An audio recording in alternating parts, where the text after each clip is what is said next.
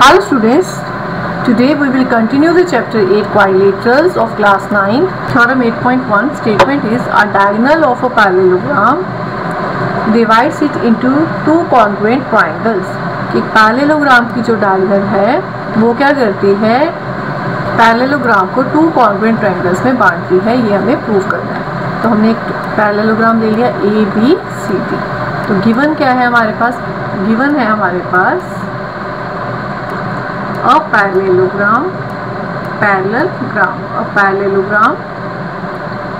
ABCD. To prove, but we have to prove a diagonal of parallelogram divides it into two congruent triangles. कि जो AC diagonal है इसने इसको दो congruent triangles में parallelogram को डिवाइड कर दिया है। तो हमें प्रूव करना है ट्रायंगल ABC जो है वो किसके कॉन्ग्रुएंट है, ट्रायंगल CDA। ये हमें प्रूव करना है। तो करते हैं इसको। अब आप देखो AB और DC आपस में क्या है, पैरेलल। जब AB और DC आपस में पैरेलल हैं तो एंगल 1 और एंगल 2 आपस में क्या होंगे, इक्वल, ऑल्टरनेट इंटीरियर एंगल्स। ये दो लाइंस पैरेलल है, AC क्या बन गई, ट्रांसवर्सल। तो angle 1 is equal to angle 2। Clear. ऐसे ही AD और BC आपस में पैरेलल है और AC क्या है, ट्रांसवर्सल। तो एंगल 3 किसके इक्वल होगा, एंगल 4 के, ऑल्टरनेट इंटीरियर एंगल्स। और AC क्या हो गया, कॉमन। तो by ASA triangles are congruent. Clear. इसको हम लिख लेते हैं, in triangle ABC and triangle CDA AB is parallel to DC क्योंकि ABCD एक पैरेललोग्राम है, and AC is transversal. AC क्या क्या काम है, AC क्या बन गई इसके लिए, transversal. And AC is transversal implies, ये दो लाइंस पैरेलल है, ये ट्रांसवर्सल है, implies angle 1 is equal to angle 2, alternate interior angles. आपके पास दो लाइंस पैरेलल है, ये ट्रांसवर्सल है, तो ये एंगल्स क्या होते हैं, आपस में इक्वल होते हैं। और ये वाले एंगल्स भी आपस में इक्वल होते हैं। तो यहाँ पर यही केस है, AB और DC पैरेलल है, ये ट्रांसवर्सल है, तो ये वाला एंगल ये वाला एंगल क्या होगा, आपस में इक्वल होगा। तो angle 1 is equal to angle 2। Similarly BC is parallel to AD and AC is transversal.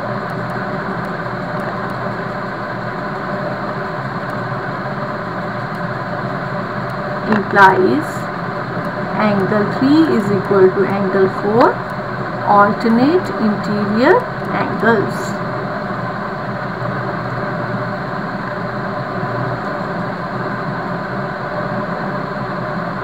And अब इसमें देखो AC common, AC is equal to CA which is a common, इसमें ट्रायंगल ABC और CDA में।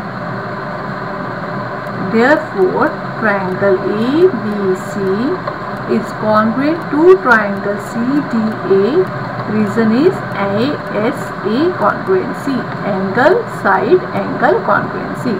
तो यही बताना था हमें कि डायगोनल जो है पैरेललोग्राम को टू कॉन्ग्रुएंट ट्रायंगल्स में डिवाइड करती है। क्लियर। थ्योरम 8.2 में है, इन अ पैरेललोग्राम प्रूव करो कि ऑपोजिट साइड्स आर इक्वल। अब ये दोनों ट्रायंगल्स को हमने क्या बता दिया, कॉन्ग्रुएंट। जब ये दोनों ट्रायंगल्स कॉन्ग्रुएंट है तो AB किसके इक्वल होगा, आपका CD के, BC किसके इक्वल होगा, DA की। यही हमें सेकंड थ्योरम में बताना है। क्लियर। नेक्स्ट करते हैं theorem 8.3। Theorem 8.3, if each pair of opposite sides of quadrilateral is equal, then it is a parallelogram. उसने कहा कि एक क्वाड्रिलेटरल है आपके पास जिसमें ऑपोजिट पेयर क्या है, आपस में इक्वल है। जैसे कि मैं एक क्वाड्रिलेटरल ले लिया ABCD, opposite pair means AB BC के इक्वल है, AD BC के इक्वल है, और हमें शो करना है कि ये क्या है, एक पैरेललोग्राम है। क्लियर। तो गिवन लिखते हैं पहले, given a quadrilateral ABCD in which AB is equal to DC and AD is equal to BC। अब इसे हमें क्या प्रूव करना है, ये क्या है हमारा एक पैरेललोग्राम है। किसी भी क्वाड्रिलेटरल को है इसको हम पैरेललोग्राम कैसे प्रूव किया करेंगे कि ऑपोजिट साइड्स को हम इक्वल बता दें और पैरेलल बता दें। यदि ऑपोजिट साइड जो है आपस में इक्वल और पैरेलल है तो क्वाड्रिलेटरल क्या बन जाता है, पैरेललोग्राम। अब इसमें इक्वल तो दिया हुआ है हमें, AB DC के इक्वल है, AD BC के इक्वल है, पर यदि हम ये भी बता दें कि AB और DC आपस में पैरेलल है तो हमारा जो है टारगेट अचीव हो जाएगा। अब इसको पैरेलल बताने के लिए हमें क्या बताना पड़ेगा, एक लाइन खींचेंगे, इन दोनों ट्रायंगल्स को कॉन्ग्रुएंट बताएंगे। जब ये दोनों ट्रायंगल्स कॉन्ग्रुएंट हो जाएंगे तो बाय CP/CT ये एंगल और ये एंगल आपस में इक्वल हो जाएंगे। तो वो alternate angles are equal, so lines are parallel. ये कंसेप्ट को हम यूज़ करेंगे, ठीक है। तो करते हैं इसको कंस्ट्रक्शन में क्या कर लेते हैं, जॉइन AC को ज्वाइन कर लेते हैं। In triangle ABC and triangle दूसरा ट्रायंगल CDA, ABC और CDA में हमारे पास क्या है, AB is equal to CD given और BC is equal to DA, ये भी क्या है गिवन। AB CD के इक्वल गिवन है, BC DA के इक्वल गिवन है और AC is equal to CA, ये क्यों कॉमन। तो ट्रायंगल ABC क्या हो गया, कॉन्ग्रुएंट हो गया ट्रायंगल CDA के। रीजन क्या लिखेंगे, SSS कॉन्ग्रुएंसी। अब ये ट्रायंगल्स कॉन्ग्रुएंट है तो implies angle 1 is equal to angle 2, implies angle 1 is equal to angle 2। Angle 1 और एंगल 2 है इक्वल है आपस में, which implies AB parallel to DC as alternate interior angles are equal. Similarly we can prove AD parallel to BC। इसी तरह हम AD को BC के पैरेलल बता देंगे। implies हमें क्या मिल गया, AB is equal to DC and AB parallel to DC। AB equal भी है और पैरेलल भी है, ऐसे ही AD BC के इक्वल भी है एंड AB पैरेलल भी है BC के। implies ABCD is a parallelogram। Clear. तो आपके पास कोई भी क्वाड्रिलेटरल को पैरेललोग्राम बताना है तो आप एक ही रिजल्ट को प्रूव कर दीजिए, अब हो जाया करेगा parallelogram. Clear. Theorem 8.7 is if the diagonals of a quadrilateral bisect each other then it is a parallelogram। क्या कह रहा है कि एक क्वाड्रिलेटरल है, इसका नाम लिख लिया हमने ABCD, इसकी जो डायगोनल्स हैं, एक ये डायगोनल एक BD डायगोनल, एक दूसरे को बाइसेक्ट करती है। बाइसेक्ट का मतलब आपको लास्ट वीडियो में भी बताया था, बाइसेक्ट मतलब दो बराबर हिस्सों में बांटना कि OA OC के इक्वल है, OD OB के इक्वल है, then it is a parallelogram. तब शो करें कि ABCD क्या है, एक पैरेललोग्राम है। तो करते हैं इस पर काम। पैरेललोग्राम शो करने के लिए आपको क्या बताया, कैसे शो करते हैं, कोई ऑपोजिट साइड्स को हम इक्वल बता दें और पैरेलल बता दें तो क्वाड्रिलेटरल क्या बन जाता है, पैरेललोग्राम। तो हम इसके लिए क्या करेंगे, एक ट्रायंगल ले लेते हैं AOB, दूसरा ट्रायंगल ले लेते हैं DOC, दोनों को कॉन्ग्रुएंट बता दें। कैसे बताएंगे, OA और OC आपस में इक्वल है, OB और OD आपस में इक्वल है और ये एंगल्स क्या बन जाएंगे आपके, वर्टिकली ऑपोजिट एंगल्स। तो by SAS triangle AOB and triangle COD क्या आ जाएंगे आपके, कॉन्ग्रुएंट आ जाएंगे। क्लियर। जब ट्रायंगल्स कॉन्ग्रुएंट आ जाएंगे उससे ये वाला एंगल जो है और ये वाला एंगल आपस में क्या आ जाएगा, इक्वल आ जाएगा और ऑपोजिट साइड्स भी इक्वल आ जाएंगी। तो लिखते हैं इसको, गिवन है आपके पास a quadrilateral ABCD in which OA is equal to OC, OB is equal to OD. Clear? To prove what we have to prove, quadrilateral ABCD is a parallelogram. Clear? अब इसका proof करते हैं। Proof में अब आप क्या लिखेंगे, in triangle AOB and triangle COD, AOD और COD ट्रायंगल लिया हमने। OA is equal to OC given है आपके पास। दूसरी चीज OB is equal to OD, ये दोनों क्या है given. And angle 1 is equal to angle 2, vertically opposite angles. implies triangle AOB is congruent to triangle COD, reason is SAS congruency। तो implies ये क्या imply करेगा, implies एंगल, इसे 3 है, angle 3 is equal to this is angle 4, angle 3 और this is angle 4, implies angle 3 is equal to angle 4 by CPCT। अब angle 3 और angle 4 कौन से एंगल बनते हैं, alternate interior angles, which implies AB is parallel to DC because angle 3 and angle 4 are alternate interior angles. Okay, और अब triangles congruent है, इससे ये भी इम्प्लाई होगा। आल्सो यहीं से हमारे पास एक और रिजल्ट क्या आएगा, यहीं से कि AB किसके इक्वल है, CD के। AB is equal to CD, ये भी कैसे है, बाय CPCT। तो आपको बताया था कोई भी क्वाड्रिलेटरल को पैरेललोग्राम बताना है तो कोई एक पेयर इक्वल और पैरेलल बता दीजिए। इसे लिख लीजिए 1 एंड इसे 2। From 1 and 2 ABCD is a parallelogram. Clear? Now we will start the exercise 8.1। Question number first is the angles of the quadrilateral are in the ratio 3:5:9:13. Find all the angles of the quadrilateral। तो आपको ratios दिया हुआ, तो ratios हमेशा क्या होती है, किसी न किसी के मल्टीपल में होती है। तो let ABCD is a quadrilateral, ABCD। तो एंगल A किसके इक्वल मान लिया हमने, 3x, मल्टीपल होगा रेशियोज में है तो angle B is equal to 5x, angle C is equal to 9x, angle D is equal to 13x। आपको फर्स्ट वीडियो में बताया कि angle sum property of a quadrilateral क्या होता है कि sum of angles in a quadrilateral is 360। तो हमें पता है angle A plus angle B plus angle C plus angle D is equal to 360 degree. तो लिखते हैं इसको 3x plus 5x plus 9x plus 13x is equal to 360 degree. इन्हें plus करते हैं, 30x is equal to 360 degree, x निकालते हैं तो 360 divided by 30 it is a 12। x की वैल्यू 12 आ गई तो एंगल्स निकाल लेते हैं। एंगल A 3x के इक्वल था, that is a 3 into 12 36 degree. Angle B 5x के इक्वल था तो 5 into 12 60 degree. Angle C 9x that is 9 into 12 108 degree. And angle D 13x means 13 into 12 156 degree.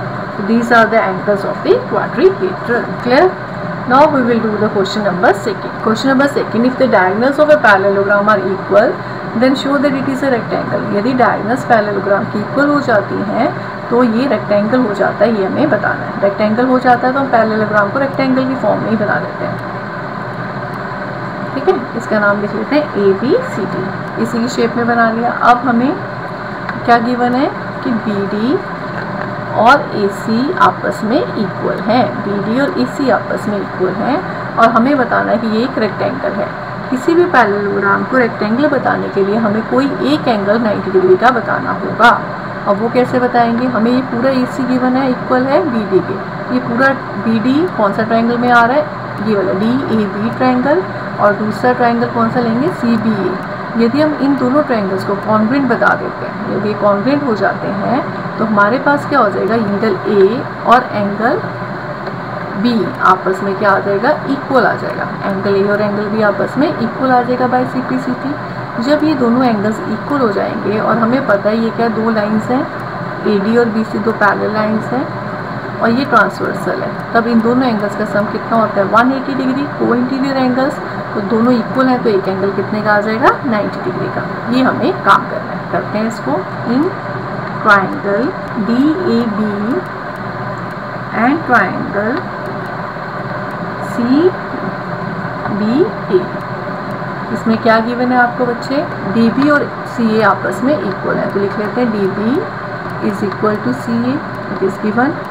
अब ये पैरेललोग्राम है तो ऑपोजिट साइड्स भी इक्वल होंगी, तो means DA is equal to CB, क्योंकि ये पैरेललोग्राम है, ABCD is a parallelogram. Next, अब तीसरी चीज़ क्या बेटा, AB किसके इक्वल है, BA के, क्यों, कॉमन, ये दोनों ट्राइंगल्स में है। Implies triangle DAB is congruent to triangle CBA, reason is SSS congruency, ये इसके इक्वल है और AB कॉमन है। अब तो ट्राइंगल्स जब कॉन्ग्रुएंट है, which implies angle A is equal to angle B by CBCT, clear. But angle A plus angle B is equal to 180 degree co interior angles, यहाँ angles on the same sides of transversal. जब दो lines parallel होती हैं, ये transversal है, तो इन दोनों angles का सम कितना होता है, 180। AD और BC पैरेलल है, ये ट्रांसवर्सल है, तो इन दोनों एंगल्स का सम कितना है, 180। और एंगल AB की जगह भी हम एंगल A लिख सकते हैं, क्योंकि दोनों आपस में इक्वल है, is equal to 180 degree. Implies twice of angle A is equal to 180 degree, implies angle A is equal to 180 divided by 2, 90 degree. अब यहाँ से हमारे पास एंगल A 90 डिग्री आ गया, और एंगल A किसके इक्वल है, B के, तो ये भी किसके इक्वल आ गया, 90 डिग्री। सिमिलरली एंगल C और एंगल D आपस में इक्वल होंगे 90 डिग्री के। All angles of parallelogram 90 degree means implies ABCD is a rectangle। ABCD क्या है, एक रेक्टेंगल, यही हमें बताना था, क्लियर। नेक्स्ट क्वेश्चन करते हैं, question number 3। Show that if the diagonals of quadrilateral bisect each other at right angle then it is a rhombus. अब एक कोई क्वाड्रिलेटरल है, उसकी डायगोनल्स क्या करती हैं, बाइसेक्ट करती है राइट एंगल पर, तो आपको बताना है कि ये क्या है, रोम्बस है। जो प्रूव करना होता है हम शेप वैसी ही बना लेते हैं, ठीक है। तो ये रोम्बस जैसे बना लिया, ऑल साइड्स आर इक्वल, और ये पैरेललोग्राम की तरह ही होता है। तो ABCD इसका नाम लिखा हमने। अब क्या बोला उसने, diagonals bisect each other at right angle.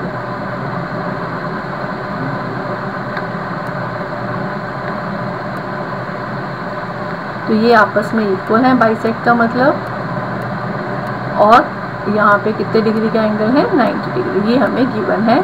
हमें बताना है कि ये क्या है, एक रोम्बस है। रोम्बस बताने के लिए हमें क्या बताना पड़ेगा, एक तो ये पैरेललोग्राम बताना पड़ेगा, दूसरा सारी साइड्स आपस में इक्वल भी बतानी पड़ेंगी। दो काम करने पड़ेंगे, इस क्वाड्रिलेटरल को पैरेललोग्राम पहले बताते हैं, उसके बाद बता देंगे यदि ऑल साइड्स आर इक्वल, किसी पैरेललोग्राम की साइड्स इक्वल हो जाए तो वो क्या बन जाता है, रोम्बस बन जाता है। ये हमें काम करना है। इन दोनों ट्राइंगल्स को लेकर चलते हैं, AOD को और BOC को। तो in triangle AOD and triangle COB, दोनों ट्राइंगल्स को लेकर चलते हैं। कौन कौन से, AOD और COB। अब देखो इसमें AO किसके इक्वल है, CO के, गिवन। OD किसके इक्वल है बेटा, OB के, ये भी गिवन। और तीसरी चीज़, ये जो एंगल्स हैं ये भी आपस में क्या है, इक्वल 90 डिग्री। इसे 1 लिख लो, चाहे इसे क्या लिख लो, 2। तो angle 1 is equal to angle 2, 90 degree each, clear. Therefore triangle AOD is congruent to triangle COB। दोनों ट्राइंगल्स कॉन्ग्रुएंट हो गए, उससे क्या आएगा, AD is equal to BC, AD is equal to BC by CPCT। दूसरा क्या आएगा हमारे पास, angle 3 is equal to angle 4, angle 3 is equal to angle 4, clear. अब एंगल 3 और एंगल 4 आपस में इक्वल हैं, तो ये क्या बनाते हैं, ऑल्टरनेट इंटीरियर एंगल्स। तो आप लिखोगे angle 3 and angle 4 are alternate interior angles and they are equal Therefore AD is parallel to BC। तो लिखो 1, इसको क्या लिखो 2। किसी भी क्वाड्रिलेटरल में हम क्या बता दें, एक पेयर इक्वल और पैरेलल बता दें तो वो क्या बन जाता है, पैरेललोग्राम।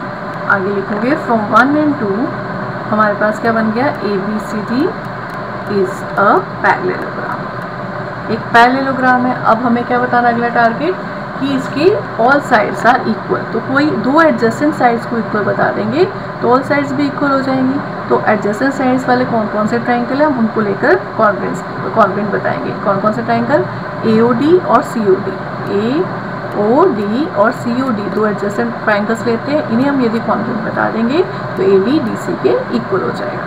तो करते हैं in triangle AOD and triangle COD OA is equal to OC, ये गिवन है आपके पास।